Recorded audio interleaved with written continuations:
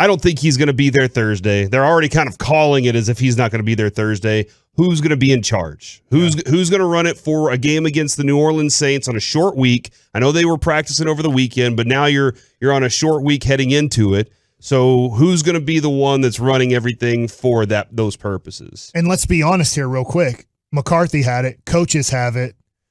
I'm just wondering, and obviously Amari Cooper had it, could this be a really bad situation like the Baltimore Ravens had last year? Am I correct on the team that had it? It was the Ravens. The Ravens had it bad last year. I mean, I'm hoping this doesn't happen, but in the next 72 hours before this next game is played, if McCarthy's meeting with people, McCarthy probably has been in a room with Dak Prescott. Mm-hmm.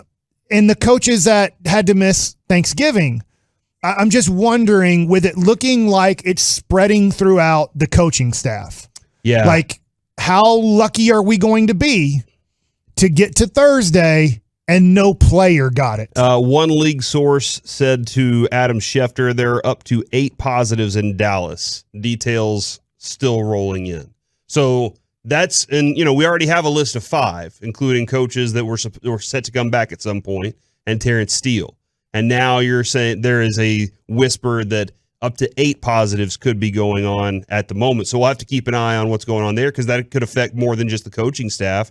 It could affect a few more players as they are trying to turn this thing around on a 2-game losing streak. And to your original suspicion, Corey, I think that once you kind of get an inkling that this is more far spread than like a single instance, is why you end up with the conference call instead of people in person, just to make sure to proceed with an abundance of caution, because then it could spiral out of control. As hopefully it doesn't continue, but as it's is looking like it's possible. You say if they can get healthy. My concern is, can they keep the COVID situation from breaking back into their locker room? Like, can they keep that from being something that's going to be problematic, down the stretch when you get to the playoffs, and even further down there? There are lots of things coming in right now.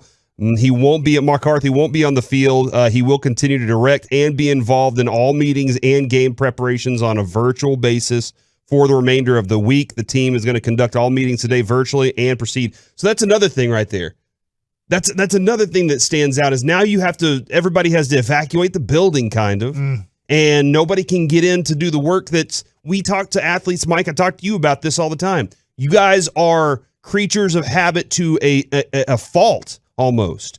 You talk to Daryl Moose Johnson about this, and he's like, hey, whenever we wake up, we have a plan for our day, and if you mess up that plan, can't explain why. It's just, I was expecting this today, and now I can't do this. Now I can't get this accomplished. Guys can't get certain work done that they need to get done, and a lot of them are probably going to be sitting around today going, crap, I need to get my test done to make sure I'm going to be able to be out on the field. You know what? In a couple of days, how many other players could? Like, that's another question is, right now, it could be 3 days. You could be Thursday morning. We see a bunch of tests fall in, and it's like, oh, what are we playing with now? Do we even have a roster? Should we forfeit? I don't think that's going to be the case, but this is the biggest concern at the moment. Mike McCarthy in that situation. Albert Breer has tweeted out that head coach Rob Davis is in line for McCarthy to replace McCarthy for the week.